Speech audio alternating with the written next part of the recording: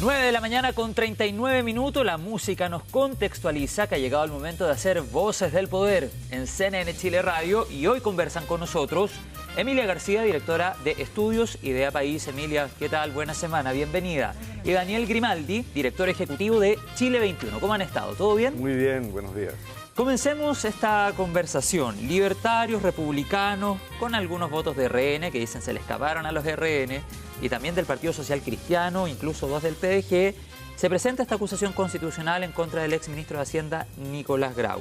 El ministro Alvarado dice ayer a la tarde: me preocupa el clima político, que esto desate una espiral de acusaciones constitucionales. ¿Cómo lo ven ustedes, Emilia? Sí, a mí me parece un error por donde se le mire presentar esta acusación constitucional, no solamente por cómo enrarece el ambiente al interior del Congreso, sobre todo en la mitad de la discusión de un proyecto muy importante para el gobierno, como es el proyecto de ley de reconstrucción, y también porque marca un precedente para el resto de los 4 años de este gobierno, si es que venimos hace bastante tiempo acusando, valga la redundancia, de que las acusaciones constitucionales están mal fundadas y que se utilizan como revancha política. Bueno, esto sigue con ese loop, por así decirlo. Y me parece, y por otro lado me parece un mal precedente, porque sabemos que en materia de economía, sobre todo de finanzas públicas, no es una ciencia exacta la economía, de hecho es más bien una ciencia social. Eso significa que uno puede establecer ciertos parámetros y ciertos objetivos, y no siempre se van a cumplir porque depende de muchas cosas la economía del comportamiento humano, por de pronto, y acusar que el gobierno anterior, por muy malos resultados que haya tenido, por muchas críticas que uno se le puede hacer al manejo de las finanzas públicas, defender que existe dolo en esta responsabilidad, a mí me parece que marca un mal precedente, pensando también en los próximos ministros de Hacienda y directores de presupuesto. Daniel, vamos a tu posición. ¿Cómo enrarece el clima político? Se está tramitando la mega reforma en el Senado, está en la Comisión de Hacienda. Y te agrego otra pregunta que después también la puede responder Emilia. ¿El gobierno no quiso parar esta acusación constitucional? Yo creo que aquí la acusación depende más bien de un sector de la derecha, que es el sector más radical aún, que es de libertarios, que no es el oficialismo más cercano al presidente. De hecho, ellos no están dentro del gobierno.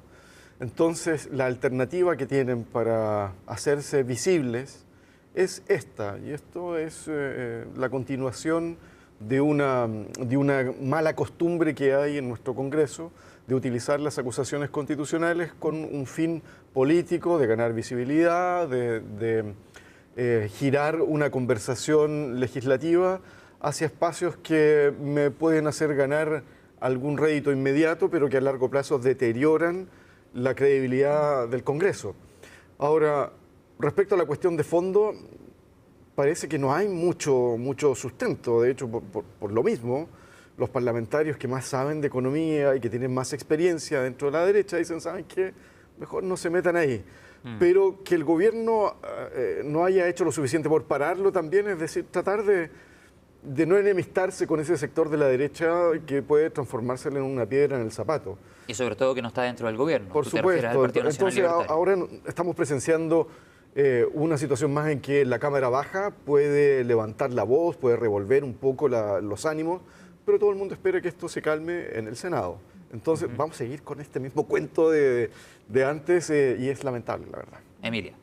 Sí, y si la derecha, insisto en este punto, si la derecha lo pasó tan mal en Piñera 2, con las acusaciones constitucionales sin ningún mérito, que después se volvió un poco la mano en el gobierno de Boric, y se ha hecho un llamado tan abierto de que no se repita esa tendencia en este gobierno, bueno, entonces a mí me parece que eso no sigue esa línea, esta acción.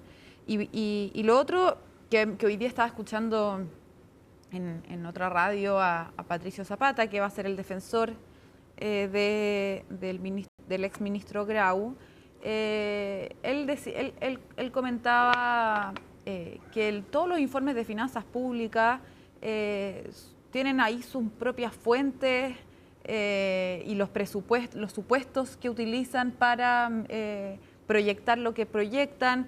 Entonces, cualquier persona, lo que voy es que cualquier persona podría, y cualquier persona entendida en el tema claramente, podría haber mirado estos informes y haber levantado ciertas observaciones, y no ha sido el caso, de hecho todo lo contrario, sino que se llega ahora, y de hecho el gobierno ha sido muy cauto al momento de presentar los resultados de su informe de finanzas públicas, precisamente porque los informes ya estaban públicos y sus supuestos también, sus bases también. Sí, claro. Y en el fondo aquí yo creo que ha sido un error de estrategia como decía, de cierta derecha, y no creo que tenga buenos resultados tanto en el corto plazo para el proyecto de ley de reconstrucción, pero Daniel, también pensando en el largo plazo, en los próximos 4 años y posterior a eso. Es que hablemos precisamente de cómo podría llegar a afectar la tramitación de la mega reforma o el proyecto de reconstrucción nacional. Les entrego al tiro la palabra, pero me llamaba la atención también el día de ayer la diputada del Frente Amplio, Gail Jomans, que en una comunicación, en un punto de prensa decía: bueno, tenemos este escenario de acusación constitucional en contra del exministro de Hacienda. No se extrañen si el día de mañana estamos hablando de una eventual acusación constitucional contra el actual ministro de Hacienda, porque sus expectativas con esta mega reforma no se cumplieron. Y ahí se agrega también la preocupación que manifiesta el Consejo Fiscal Autónomo, que son los argumentos que usa la oposición para decir, ojo, que aquí también la cosa eventualmente no podría resultar como la están planificando. Daniel. Ahí está el talón de Aquiles de esto, que el argumento se te puede volver en contra rápidamente, porque la acusación que hay ahí es que el ministro estimó, el ministro de la Dirección de Presupuesto, a cargo del ministro, estimó mal los ingresos por los supuestos que ellos tenían. Es decir, estos supuestos, suponemos que el dólar va a estar a cierto precio, que el precio del cobre va a estar en cierto nivel, que no va a haber guerra. Que no va a haber guerra, etcétera, etcétera. Entonces, obviamente, esas cosas no están dentro del dominio de un gobierno, no están bajo el control de un gobierno, está dentro de la incertidumbre que todo gobierno tiene. Pero el ministro de Hacienda lo que está proponiendo es bajar el impuesto corporativo, y también hay un supuesto de cierto crecimiento económico. Y el Consejo Fiscal Autónomo está proyectando que va a haber déficit fiscal hasta el 2031. Y el ministro de Hacienda dice que no, que él confía que va a ser distinto. ¿Y qué pasa si es lo contrario? Ese ministro bajo ese argumento ya está fuera. Por lo tanto, es ponerse una piedra, una roca encima, por anticipado. Por lo tanto, aquí yo creo que, yo confío en realidad, mira, el Senado viene siendo el espacio de la racionalidad legislativa. Parece ser que la Cámara está en una deriva populista para todos los sectores, ¿eh? Lo vimos antes, ahora, y se está deteriorando bastante el nivel de la Cámara. Por lo tanto, es de esperar que en el Senado esto ya tome un curso más razonable. Sí, pero no de le aquí conviene a que a llegue nadie. al Senado, la mega reforma ya está discutiéndose en el Senado. Claro, Entonces, por eso les preguntaba el impacto que puede tener. Yo creo que si eso entorpece un poco, el gobierno dice que se tiene que votar en los próximos 15 días, incluso esto puede enrarecer más el clima y el gobierno va a tener que extender el plazo. Emilia. Sí, y solo agregar que, ¿por qué mencionaba al principio esta idea de que la economía no es una ciencia exacta, sino que es una ciencia social? Precisamente porque si uno pesca las últimas reformas tributarias, no sé, de los últimos 20 años, pero ninguna ha cumplido su proyección, precisamente porque hay factores externos, exógenos, que cambian las proyecciones. Y bueno, y en este caso tenemos la guerra en Medio Oriente, pero antes el mismo ministro Marcel con su reforma sobre evasión y elusión tampoco se cumplieron lo que se proyectaba, y eso significa que entonces también vamos a culpar a Foxley porque no se cumplió lo que se proyectaba en crecimiento en su minuto. O sea, hay que tener mucho cuidado cuando uno quiere atribuir responsabilidades políticas y técnicas a una disciplina que muchas veces no depende de las intenciones o las ideas del gobierno de turno. ¿Y ustedes identifican en este contexto de la tramitación de la mega reforma, Daniel y Emilia, al menos una posición distinta del presidente de la República, cuando lo relacionamos con la acusación constitucional, versus el ministro del Interior, Claudio Alvarado? ¿Por qué se los pregunto? El día de ayer, el presidente Kast dijo, una votación, por ejemplo, por mega reforma, qué sé yo, no va a cambiar por una acusación constitucional. Cada cosa tiene que votarse en su mérito, que ahí les pregunto si tienen razón o no. Pero el ministro Alvarado manifestó preocupación por el clima político. O sea, hay dos posiciones realmente ahí sobre la mesa, ¿no? A mí me parece que la acusación constitucional efectivamente tiene que ver mucho más con el carácter de Kast candidato y de la actitud que él tuvo cuando fue parlamentario. Pero versus un ministro del Interior que trata de calmar un poco los ánimos. Claro, es no sé, uno dice por ahí, el policía bueno, policía malo. Se supone que el policía bueno aquí en esa estrategia es el presidente de la República. Y al contrario, parece el presidente de la República casi alentando, como si él fuera también libertario. Y ahí no nos perdamos en que hay una competencia entre republicanos y libertarios por quién es más de derecha. Veamos el perfil de los diputados que firmaron el libelo.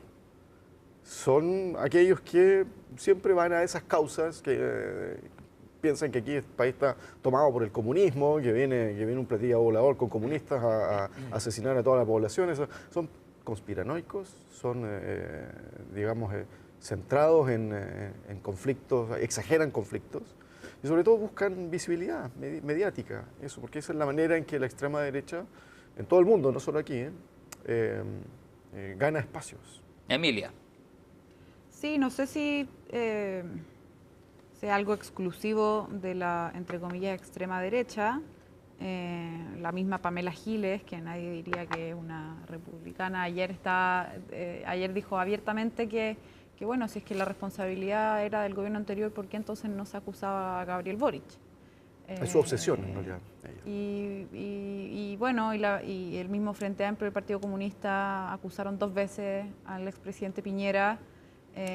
Y bueno, y en el fondo ya habíamos dicho acá, nadie está exento de esta práctica.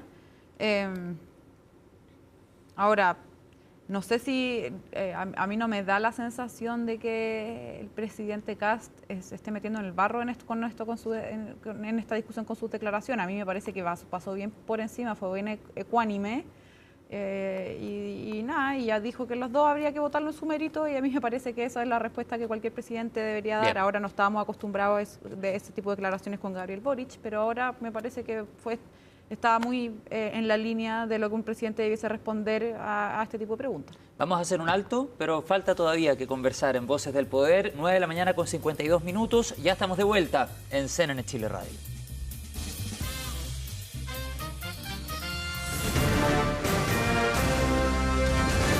Hacemos una pausa y ya regresamos con CNN Chile Radio, AM.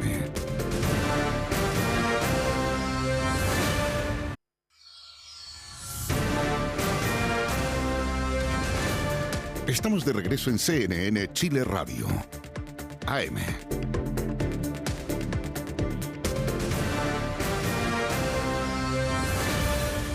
De vuelta con CNN Chile Radio en esta mañana de día martes. Seguimos en Voces del Poder con Emilia García, directora de Estudios Idea País, tomando los últimos apuntes antes de volver a la conversación, y Daniel Grimaldi, director ejecutivo de Chile 21, que nos siguen acompañando en esta mañana. El tercer tema que queremos proponerles esta mañana tiene que ver con lo que ha aumentado, o más bien ha planteado el gobierno, un proyecto para aumentar el plazo de retención de migrantes irregulares. Hoy día son 5 días, se busca extenderlo a 60, con 2 prórrogas, y llegar allí al número que la semana pasada desató varias complejidades, porque como que parecía que las autoridades no estaban 100% enteradas de lo que se buscaba llegar adelante. Pero finalmente con las 2 prórrogas serían 180 días. ¿Cómo ven eso? ¿Qué les parece a priori? ¿Tenemos la capacidad? ¿Dónde estarían? Etcétera. Daniel, tienes la palabra. En primer lugar, creo que parece razonable extender el plazo para abordar el problema de manera adecuada. El problema de la inmigración irregular en Chile es real, es un problema importante y hay que atenderlo de manera adecuada. Extenderlo de los 5 días que están ahora a 30 días puede parecer razonable, pero llegar hasta 180 días... Con las prórrogas se podría llegar a 180. Puede sí. parecer, o es arbitrario, si no se tienen las pruebas suficientes en 180 días, quiere decir que el sistema no tiene la capacidad para decir que alguien está en situación irregular y poder reconducirlo. No hay capacidad del Estado, por lo tanto es inconstitucional que una persona esté retenida tanto tiempo. Yo creo que lo que habría que reforzar en primer lugar es el control fronterizo. Eso es lo que hay que reforzar. Y en segundo lugar, extender a un plazo razonable y fortalecer la capacidad del Estado en poder procesar toda esa información y sobre todo tener lugares donde no se violen los derechos de las personas, porque aquí no podemos hacer pagar a justos por pecadores. Hay gente que va a ser de manera injusta retenida más del tiempo, y el principio de la justicia dice que no puedes tener a alguien retenido más de la cuenta por causa de otros, digamos. Claro. Entonces yo creo que ahí hay que tener mucho cuidado. Daniel dice un plazo razonable 30 días. ¿Cómo lo ves tú, Emilia?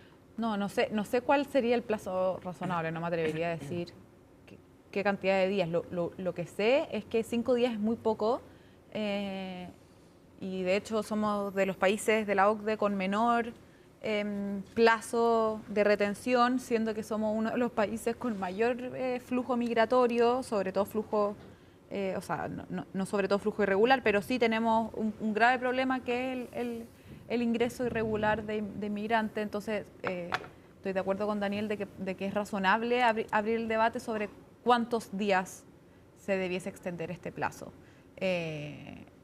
¿Serán 15, serán 30, serán 40? Ahí habría que ver con los expertos. Lo que sí pienso yo es que debido a que tenemos un alto flujo de migración irregular, no parece tan razonable, sabiendo que no tenemos la infraestructura adecuada para recibir a esa cantidad de personas. Uno, si es que se va a retener esa cantidad de días a todos los migrantes irregulares, quizás puede ser más razonable que sean aquellos migrantes irregulares que representen un peligro para el país.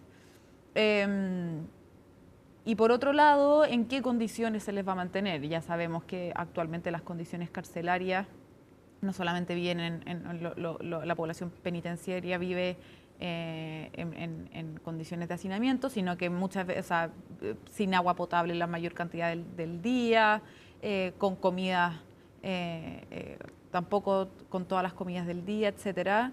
Y a mí me parece que eso se podría estar replicando en estos centros de detención. Sí, mira, ayer el subsecretario, claro, el subsecretario del Interior, disculpa que te interrumpa, Emilia, Máximo Pavés, decía serían en recintos policiales, barajaba otra alternativa en una cuña, en una declaración que le entregó a Ivo Goich desde el ex Congreso Nacional. Pero es una pregunta que está abierta. En algunos momentos, no recuerdo qué autoridad habló incluso de crear tal vez infraestructuras o algunos centros que pudieran atender esta necesidad, considerando justamente lo que decía Emilia, que las cárceles están saturadas prácticamente en todo el país. Ahora, agrego otro tema a la conversación. No tenemos relaciones consulares hoy día con Venezuela, por ejemplo, para poder llevar adelante un proceso que eventualmente termine en una expulsión. Y tampoco hemos tenido un estatus de cómo van esas conversaciones. Daniel. Yo creo que aquí hay 2 puntos. Uno es el que mencionas tú, sí, bueno, ¿dónde los vamos a enviar? Creo que aquí sería necesario tener una solución regional. Por eso me parece muy bien la reunión que se convocó aquí hace un par de semanas de los ministros de Relaciones Exteriores de Seguridad de países del Cono Sur, donde se pueda llegar a una situación coordinada tanto para luchar contra el crimen organizado como para también resolver algunos problemas bien concretos del problema de la migración. La recepción, el flujo de los migrantes, eso me parece muy, muy importante y espero que dé frutos. Pero por el momento no hay dónde enviarlos directamente. Con Bolivia estaban mejorando las cosas, miren cómo están. O sea, eso es un punto. Y lo otro, me pregunto, bueno, si vamos a retener a esas personas tienen familias, muchos de ellos tienen niños. Recordemos que la natalidad entre los chilenos está bajando a niveles muy preocupantes y los inmigrantes sí tienen niños acá en Chile. ¿Qué va a pasar con esos niños que son chilenos? Sí, no sé, hay varias preguntas que todavía no tienen respuesta. Antes de que se vayan, quisiera hacerles una pregunta que también ha estado en la palestra desde el fin de semana y tiene que ver con el CAE, las denuncias que comenzaron a surgir de embargos de sueldo, que les vaciaron cuentas corrientes a propósito de deudas del crédito con aval del Estado. ¿Cómo ven ese tema? ¿Es algo que corresponde, roza la ilegalidad? ¿Cuál es el planteamiento de lo que han podido analizar sobre eso, Emilia? Sí, yo creo que aquí hay que establecer cuál es el marco general de esta discusión. Estamos hablando de personas que deben y que se les ha insistido, sobre todo en los últimos meses, que deben acercarse a tesorería para repactar su deuda, que ha aumentado la morosidad en los últimos años, sobre todo por esta narrativa y relato que se instaló, que se iba a condonar y condonar y condonar el CAE. Eso ha hecho que aumentara la cantidad de deudores y hoy en día el Estado gasta anualmente del orden de 500 millones de dólares del Estado, o sea, plata de todos los chilenos, para los bancos que usan la garantía en el fondo del aval del Estado. En ese contexto y con la insistencia de este gobierno en todos los tonos desde el primer día de gobierno de que se acercaran los deudores para repactar su deuda, es que la tesorería embarga los fondos de las personas. Entiendo que aquí hay un problema, creo que comunicacional, como hemos analizado otras veces en el gobierno, de que no se han dado detalles de efectivamente quiénes son estas personas, en qué situación viven, pero lo que ha trascendido es que son personas que ganan más de 3,5 millones, y en ese caso a mí me parece de toda lógica que volvamos a hacer cumplir la ley, y la ley en este caso dicta de manera muy clara que las personas tienen que volver a pagar su deuda, y que no lo estaban haciendo en gran parte por un discurso muy irresponsable, a mi juicio, de la izquierda chilena, que prometió condonar las deudas, y eso aumentó la morosidad a niveles preocupantes. Daniel. Bueno, yo creo que mientras no exista una ley que ponga una alternativa diferente, las deudas se tienen que pagar por los canales que existen. Ahora, cuando se gobierna hay que pensar en la manera que se aplican estas cosas, y el gobierno ha decidido tomar una medida muy drástica.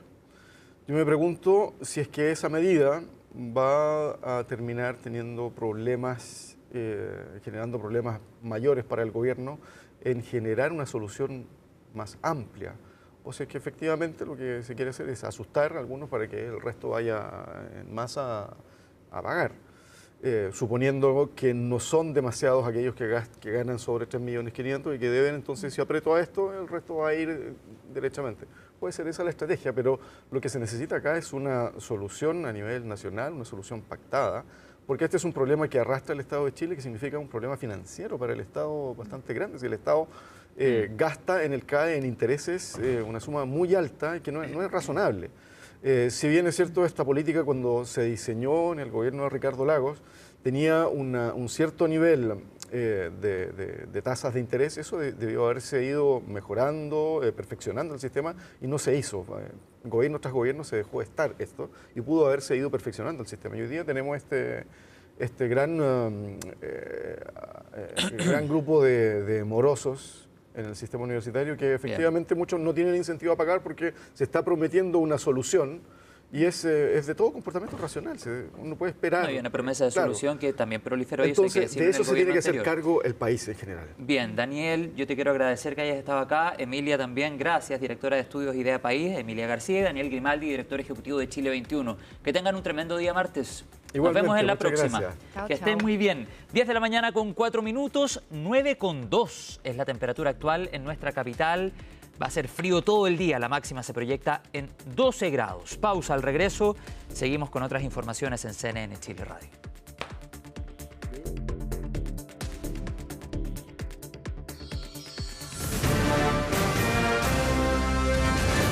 Hacemos una pausa y ya regresamos con CNN Chile Radio, AM.